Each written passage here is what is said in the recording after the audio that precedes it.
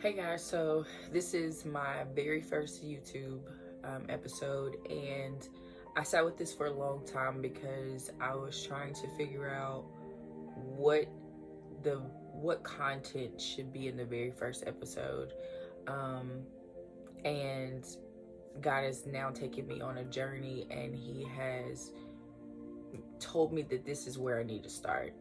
So I'll tell you what my purpose is. And I apologize for looking down because I had to write some things out because I want to make sure that I talk about the right things, that I want to cover all the right things.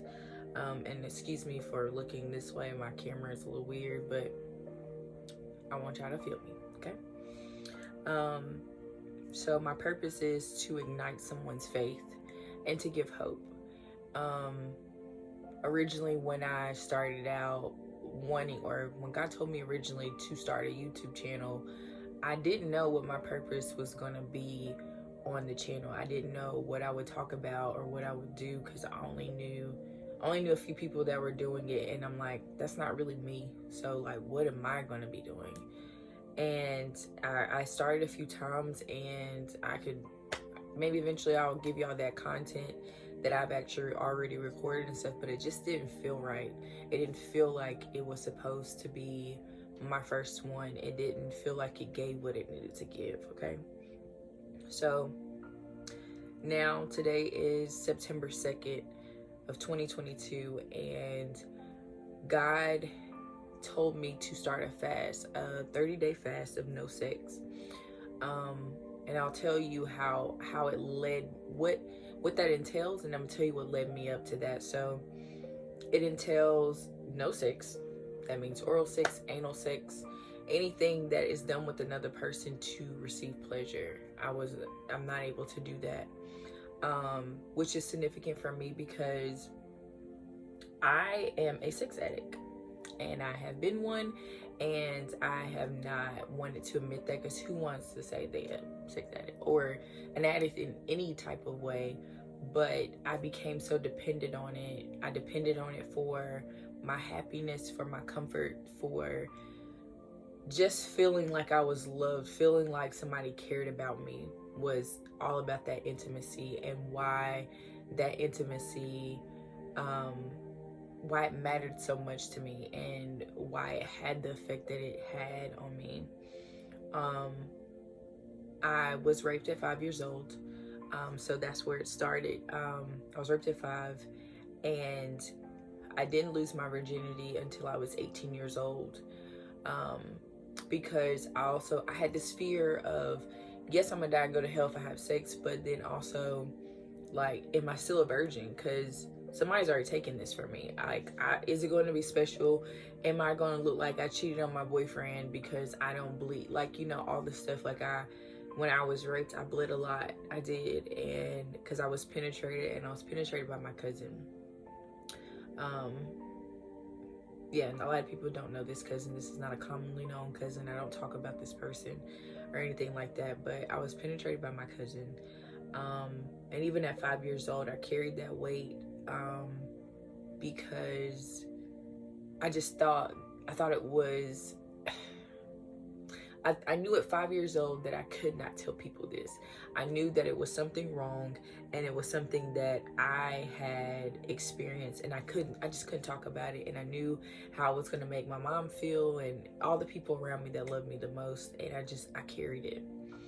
And at 18 years old, I had sex for the first time, and it ignited something in me. And from then on, I started taking on this mentality that I'm gonna fuck you before you fuck me. That's the truth.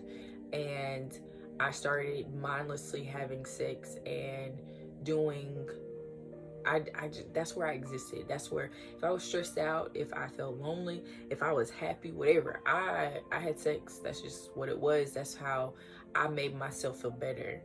And yeah. So anyway, this last go around, on August 6th, there's a few things that led up to it. There was something someone said to me that penetrated me and made me act or respond. And the person told me essentially that I was being a hoe.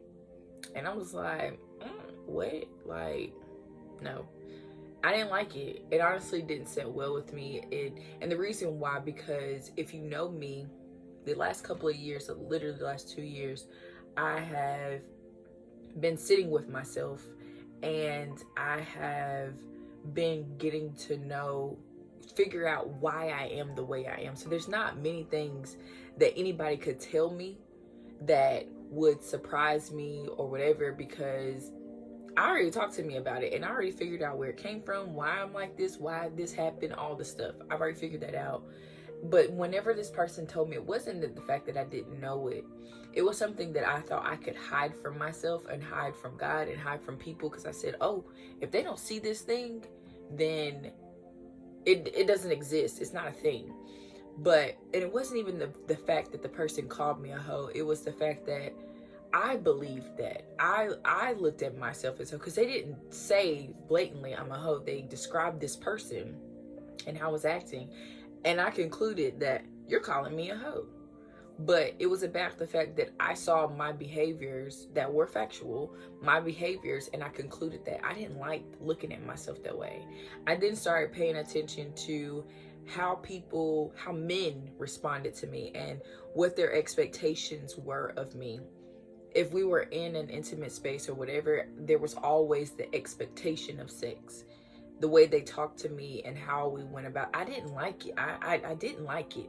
I started to just be annoyed by it and just frustrated, like that I had created this narrative that everyone is following out, and they're treating me in the place that I told them I needed to be treated in.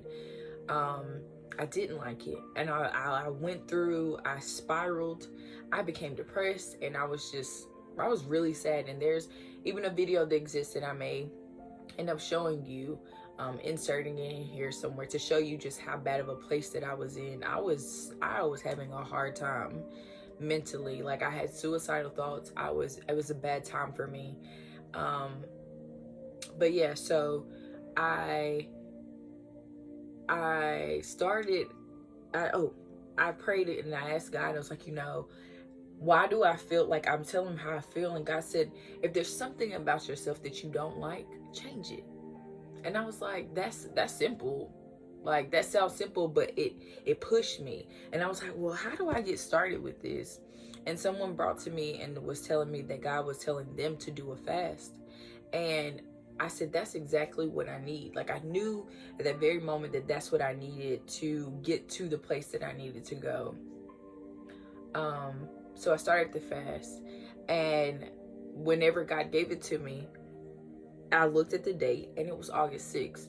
This is significant for me because 2 years ago, to the date, 2 years ago, God had revealed to my mom in a dream about the number 2, and it was like about your blessings. Like, when do you want your blessing? And they said in 2 days. She said yes. In 2 months, she said yes. In 2 years, she said now. And they said, what about now? Well, that was on August 4th that happened of 2020. So 2 days later was August 6th. 2 months later is October 6th. And 2 years later puts us in 2022 with those same dates. And my fast was supposed to start on August 6th. So I was like, wow, okay. All right, God. Prior to this, God he showed me my husband. And I'm really hesitant about saying that and talking about that in detail, because one thing that I learned, and I'll go over all the things that I've learned in these last 30 days, but one thing I learned is that you cannot tell everybody what God's saying to you, because they will make you feel crazy. They will make you feel like you didn't hear what you heard and question everything that he said. But I'm going to tell you what God told me, because I know that he told me. On August 6th, he told me to start this fast. And then, back whenever my relationship ended with my ex, who I was supposed to marry. We had a house together, we had a dog, we had all this stuff, and preparing for that, and that just abruptly ended. I left that relationship, which was September 27th. I remember that because I was keeping virtual diaries that I've been entering, and I had a referral because God told me, he literally told me one day, and the next day I was gone. It was literally that fast of a disconnection. And I'll tell that story another time. But when I left, God told me that I needed to go to Transformation Church. He told me that I needed to go. And I remember talking to my old roommate, and we were talking about, like, we agreed, like, hey girl, we're gonna go, blah blah blah. And then a couple months later, Transformation Church talked about they were having this revival version 2, and it was happening, and it was like they never gave the date, they never gave the price, nothing. It was just like, wait and see. Well, months had went by. I had stopped listening to Transformation churches frequently as I was, and this one particular time I felt the need to listen. So I was like, okay, well, cool, let me listen. I started listening, and in that service, that whole service, first of all, was completely for me. It was completely for me, the whole thing. I don't remember what he was talking about, but I remember it resting on me like, girl. So I remember, long story short, the tickets went on. They talked about the tickets, and they were going to be on sale that day, dropping at 4 p.m. Eastern Standard Time. So me and my old roommate, we got on the phone, we were texting, and we were like, at the same time, we had talked about what we were going to do. I ended up getting my ticket, got a floor ticket by 4:04. I had to hit up my roommate to ask her. She was like, girl, the floor seats are sold out. So I said, okay. So I'm thinking she's gonna get a butt, like a higher seat or whatever, like a whatever. She's not on the floor, but she's in the whatever, you know what I mean? By 4:07, the complete revival was sold out. And at the end of it, I found out that she did not get a ticket. And I said, what in the world? Like, God, what is it that, like, why are you doing me like this? First of all, why are you doing me like this?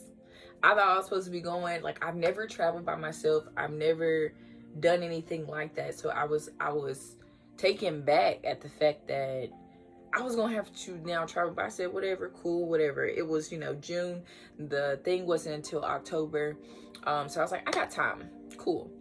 So closer to time, I had all these events happening. My homegirl, she was getting married in September, which is coming up soon. And my money was all messed up. Like, when I tell you, I had 2 monthly clients. So I'm an entrepreneur, I'm a photographer, and I also do content creation for businesses. And 2 of my monthly clients that I had secured, because I also am in the process of finding my own space and all those different things. And 2 of my monthly clients, which are actually the only clients that I had at the time because it's new, neither one of them decided to pay me for the last 2 months. And I said, it messed me up big time. Like, I wasn't able to pay my bills. I wasn't able to pay my best friend rent, anything of that nature. And I was just stressed out. I had all these events coming in, things that I wanted to do. I had the revival, all these different things that were happening. I was just spiraling. I was just like, God, like, I don't know how I'm going to do this. And I don't know how I'm going to tell my friend, who I've known for 15 years, that I'm not going to be able to attend her wedding because my money is messed up. Like, that's embarrassing. It's embarrassing. Long story short, I ended up telling her. And by the way, my money was so messed up that I had planned to sell my ticket to Tulsa because it was irresponsible, and I knew that I was going to be looked at irresponsible to say, oh, hey, I can't do this, or I can't do all these different things, but I got to go here. But I know very specifically that God told me that if I did not go, that I would regret it for the rest of my life. And I didn't know what to do with that. But I still, in the midst of scrambling for money and scrambling for things, I knew that I needed to still go. I knew that I could not sell my ticket, but I was just like, I felt like it was my best option. It was the best option that I could give myself, was to do that, because I didn't know how I was going to get a ticket. I don't know how I'm going to get in the room, nothing. Still, like, it was just a lot. So then I ended up calling my friend, and I told her, I ended up telling her, hey, look, I can't do it. I can't, like, I can't make it. And my friend already bought me my plane ticket and stuff like that. So to tell her, and I bought my dress, I've done all the things, and I'm preparing for this moment, and now I have to tell her, nah, like I can't be there, sorry. And I'm like, I'm about to lose my friend of 15 years. But I had to I had to become at peace with it, in the sense of, because I'm like, God, you got to do this, because this is too much. So I ended up telling her, and surprisingly, she took it so well. So well that she even told me to take the ticket that she bought me to come to her wedding to go to Tulsa, because I told her about it and all that good stuff. She allowed me. So God, he now said, now I have the ticket to go to the thing. Now I also have a plane ticket to get there. The only thing that I had left to do was to figure out a place to stay. So started the fast, and a couple of days later, I just was like, you know what, let me just start looking. And I found the perfect spot. First of all, let me go back. All the places there were so sketch. They were like, they looked like you would die today type of, it just was dark and gloomy, and who wants to be there? And especially by yourself as a woman, it was just a lot. So I didn't want to stay there, and I got on Airbnb, and I found the perfect spot, and it was the right price. It was good. It was just, it was beautiful. It was my style. It looked like I lived there already. Anyway, so I'm in the process of that. But anyway, going back to the timing. So God told me to start on August 6th. 30 days later puts me at September 4th. Which is like, okay, cool. Which today is September 2nd. So in 2 days, my fast ends. Well, last night, God confirmed to me that I am going to have to do another 30 days. Y'all. The freaking me yelled, because I was trying to go back to my old life. Okay, I was trying to do the things. I had already reconnected with people. I had started doing the things. I was sending nasty stuff, and God made my phone shut down. He would not let me do it. And he ended up telling me, he told me that that my husband is in Tulsa. And that I needed to, he told me the last 30 days were about me betting on me. Well, first of all, let me tell you this. This has a double meaning. My tattoo says bet on me. Let's see if you can't really see, it's probably backwards. But it says bet on me. And that was it's a whole story with that, but it was reminding me that I've been the only consistent thing that I could bet on. But it also was a declaration of God telling me to bet on him. He told me the last 30 days were me betting on me, because I had to prove to myself that I could. And he said these next 30 days are about you betting on me, on him. He said that if it didn't work out, say it didn't go the way I just told you that it would, he said, you got the rest of your life to do that, but I need these next 30 days. So I've been commissioned to carry that out. Let me go back to why I started these last 30 days, or this fast, because I was sick of not receiving the things that I wanted. And I didn't like how I was being viewed by people. Like I said, the things that I've discovered along the way is, one, God loves me. Listen, that's something, I'm sorry, whatever, like God, he tells me all the intricate things, anything, small details of things. God gave me a song in these last 30 days, first of all, which is huge, because if you know your girl, you know she don't sing for nobody. I can carry a little tune, but I don't sing for people. That's just not, that ain't my ministry. But God gave me a song, and it's not a gospel song, but he gave me a song, and just, I'll let y'all hear it, but I'm gonna just read off some of the things that I've learned in the last 30 days. So like I said, God loves me. One, he wants me to connect with him. So yesterday, whenever I had my experience, and I was talking to my friend, and he was telling me, this is a friend from high school, and he told me, he was like, you know, what have you learned in the last 30 days? And I was telling him, and he was like, you know, what were you trying to get from it, that sort of thing. And I was telling him how I was just making these connections with these people, kind of gearing up to get off my fast. And he was yeah, I was telling him, I ended up telling him, I said, you know, I don't even think that I want to have sex. I think that I just want connection. And literally right after I got off the phone, I had like I said, the deepest experience with God. I put on my music, the music you're probably hearing now, put on my music, and I was having an anxiety attack, and God gave me peace. And he was telling me that he wanted to connect. He wrapped me in his arms. We listened to this music together.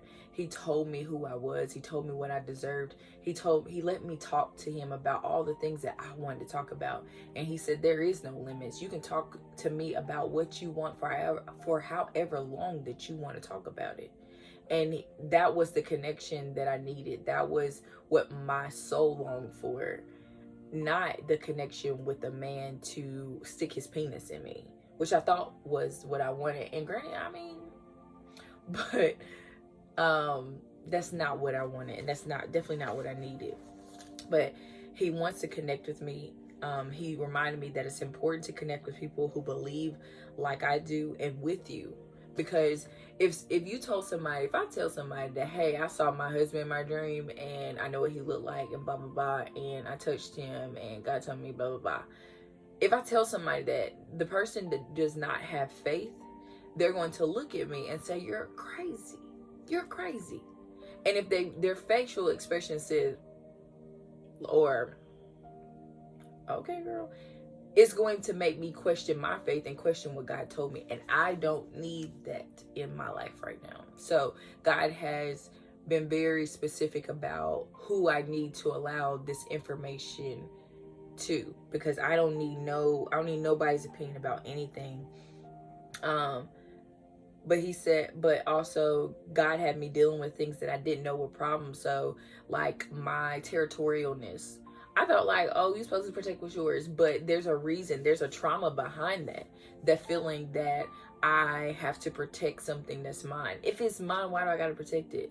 Or I had this thing of not being chosen, because, and that goes back to daddy issues, which I had to deal with these last couple of days. I have daddy issues. My dad was not in my life. I love my dad now, whatever, but wasn't in my life for 27 years. And I dealt with trying to be chosen by somebody and being someone's only thing or whatever. So that then translated in my relationships where I was just like, don't come near, don't, like, just kind of trying to control certain things. And then also questioning people's intent and things that they say, because I've been lied to so many times and I haven't had anything to count on. So that was translating, or was begin to translate into my life. Another thing that I learned is when your mind isn't clouded by sexual desires and addiction, you can experience your full self. So I started working out. I started like just trying to build myself and prioritize what I needed. And during that time of working out, I was listening to this group of ladies called In the Room, which I recommend. Listen, life changing, it's great. But I started listening to them. I started listening to my worship music and all that good stuff, things that built me and made me feel good. So not only did I feel good for taking care of myself, but I felt good for feeding my spirit. He gave me hope and confidence to speak the things that he told me. So there was something that God revealed to me about health and how, you know, things are happening in this world and stuff like that. And God told me to reach out to my mom, my cousin, and my brother. And when I was talking to them, they all had the same things that God was telling them.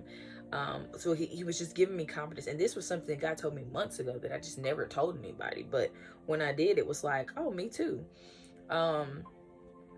He showed me, like I said, he showed me my husband for the second time. He told me that he was going to send a fresh love and someone that would know who I am the first time. Because I was like, well, maybe if I look at all the people that I've experienced, yeah, they messed up, whatever, but maybe God can change them. Maybe they can see me differently. Maybe they can, you know, discover that I am the person for them. And God said, girl, I'm sending a fresh love. This is a new thing. You don't have to fight through all the battles, the uphill battles, that you have to go through because you're now unlearning and relearning and all that stuff. He told me he was going to send a fresh energy. And another thing that I've noticed in these 30 days is that people they've noticed my energy. They've noticed who I am, my aura. And there's some certain people that have been attracted to me and wanting to be, I guess, a part of my life. And I was like, like, I'm just like, nah. But God said, it's not based on how you look or anything like that. It's based on the spirit of me that lives in you that is attracting them to you. And there's something that they need to see in order and feel to, because they need me. They need a light. Which is crazy because when I was watching In the Room, they started talking about that, and I think it was the one about how to remain hopeful, which I really recommend to build faith and to put you in that space. But ultimately, I want to take y'all on my journey. I want you to witness God, because I had a fear of looking crazy. But when I was talking to my roommate Quita, my old roommate, college roommate, this is my friend. She's my sister. I call her that because it's how I always called her, but that's my girl. But anyway, I was talking to her and I was just like, in choosing people, whatever, it's like, I don't want to look crazy or whatever. And she said, no, God will look crazy because he told you that. And I was like, you're right. You're right. You're absolutely right. I have to take my hands off it. But I wanted to take y'all along this journey because, like I said in the beginning, I wanted to ignite someone's faith and also give someone hope. But because when I tell you God is lining, let me take you back to the dates. So remember I told you that on August 6th, 2020, 2 days, 2 months, 2 years. Put us in 2022. My fast started on August 6th. It ends on September 4th. 30 days from that ends my fast on October 4th. The conference is October 5th through the 7th. On the second day, God told me that that's when I will meet my husband. That's 2 days. 2 days after the conference starts. On October 4th, my fast ends. And 2 days later is October 6th, the day that I'm supposed to meet him. You can't tell me that that's coincidence. You can't tell me that God doesn't have purpose and that things don't make sense for him. He gonna make it make sense. He gonna do what he has to do. So when I come back and I tell y'all, I want y'all to know that on September 1st and all the way up until this point, God had already told me this, but I had to be listening. And I'm telling you this as if I'm already seeing the thing and I'm seeing it prosper, but I know that it's gonna happen. It scares me. Not gonna lie. Don't know that I'm really, ready for whatever he about to send me. I don't know, because there's a lot of other things that God told me that I was supposed to do, and I am about to have to carry those things out, and I don't know how I feel about this. So y'all get my authentic thoughts. And first of all, sorry about me digging in my eyes and stuff. I have a light sensitivity, and sometimes your girl's eyes just like do whatever it want to do. But anyway, yeah, so ultimately, I just want you guys to come on this journey with me. I don't know what God will have me speaking in each time that I speak, and I don't know that necessarily God's going to be sitting with me every time, but that's the plan, because first and foremost, I'm going to pray and I'm going to talk to him. Actually, let me just say this. He is going to be present with me each time that I make these, because he's the only way that I'm going to be able to do this. I don't have the talent. I don't have the things that make a great YouTuber, the whatever. I don't have that. But God told me, and I'll even tell you this, God told me, because I was also been praying about a career and going back into the work field, because I need to move soon and I need to secure a place. And God told me that this was my job, was to be a YouTuber. And I first was offended by that. And I'm still trying to process that, because literally this was less than 24 hours ago that he told me all these things. So I am processing it. So it's just preparing for those things and living out the things that he told me.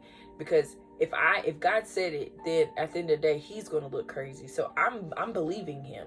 He's going to do what he said he's going to do. I believe that, because he's not a man that he should lie.